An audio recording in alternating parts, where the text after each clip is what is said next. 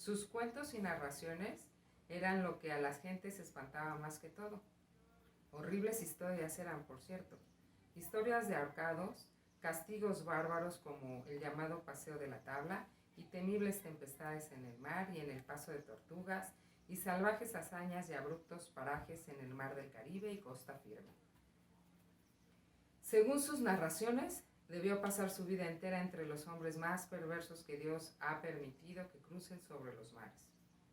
Y el lenguaje que usaba para contar sus historias disgustaba a aquel sencillo auditorio de campesinos, casi tanto como los crímenes espantosos que describía con él.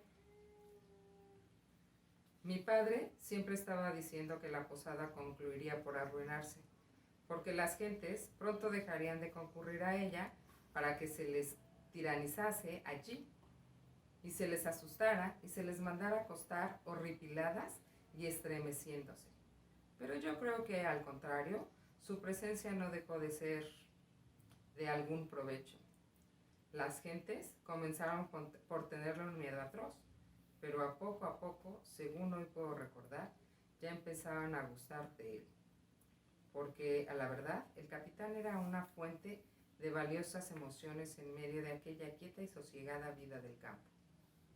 Algunos de los más jóvenes de nuestros vecinos no les escatimaban ya ni su misma admiración, llamándole un verdadero lobo marino, un tiburón legítimo y otros nombres parecidos, agregando que hombres de su real son precisamente los que hacen que el nombre de Inglaterra sea temido y respetado sobre el océano.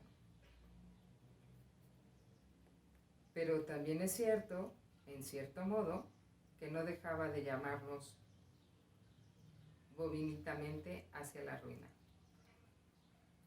porque su permanencia se prolongaba en nuestra casa, semana tras semana, y después un mes tras de otro, de tal manera que ya aquellas monedas de oro habían sido más que desgastadas, sin que mi padre se hiciese el ánimo de insistir demasiado en que se renovase la exhibición.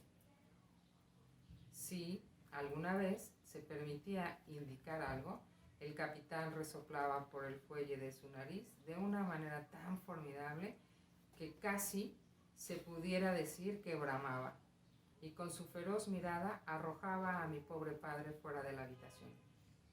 Yo lo vi con frecuencia después de tales repulsas retorcerse las manos desesperadamente, y luego la certeza de que el fastidio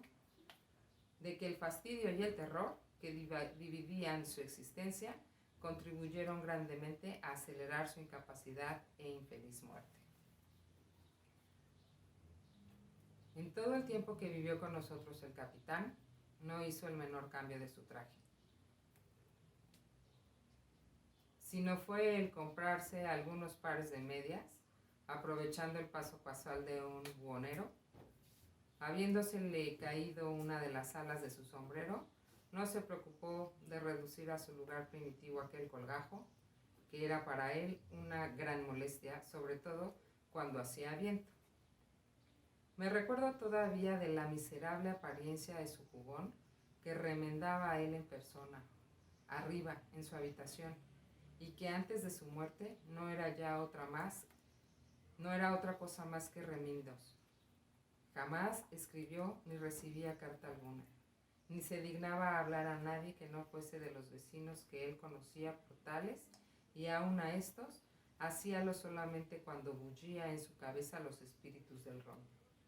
En cuanto al gran cofre de a bordo, ninguno de nosotros había logrado verlo abierto.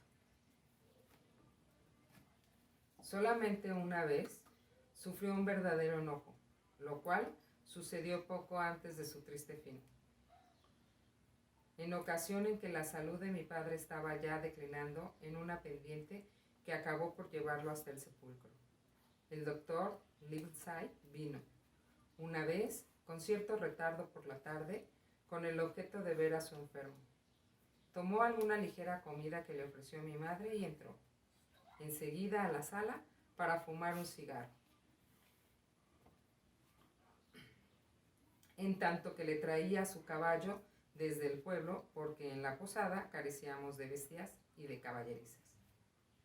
Yo me fui tras él y me acuerdo haber observado el contraste que ofreció a mis ojos aquel doctor fino y aseado, de cabellera empolvada, tan blanca como la nieve, de vivísimos ojos negros y maneras gratas y amables, con aquellos retorzones palurdos del campo, y más que todo, con el sucio, enorme y repugnante espantajo de pirata de nuestra posada, que se veía sentado en un rincón habitual, bastante avanzado ya en aquella hora, en su embriaguez cotidiana, y recargando sus brazos musculosos sobre la mesa. De repente, nuestro huésped comenzó a canturrear su eterna canción.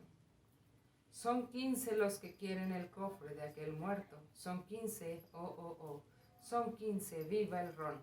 El diablo y la bebida hicieron todo el resto. El diablo, oh, oh, oh, el diablo, viva el ron.